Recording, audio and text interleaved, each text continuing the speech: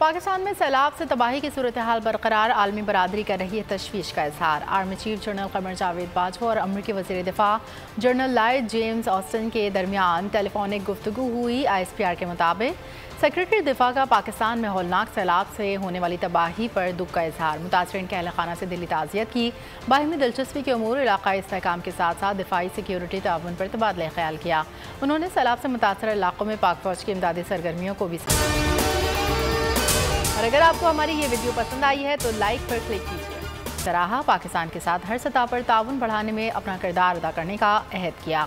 USAID की administrator Samantha power की भी आर्मी चीफ से मुलाकात करके अमरीकी सफ़ीर ने सैलाब मुतासरीन के लिए $2.2 मिलियन मालियत की इमदाद का ऐलान किया। सबसे ज्यादा व्यूज, सबसे ज्यादा रील्स और सबसे ज्यादा रेटिंग के साथ बोल अब भी नंबर 1 पोजीशन पर बरकरार। सब्सक्राइब करें और बेल दबाएं ताकि कोई खबर रह न जाए।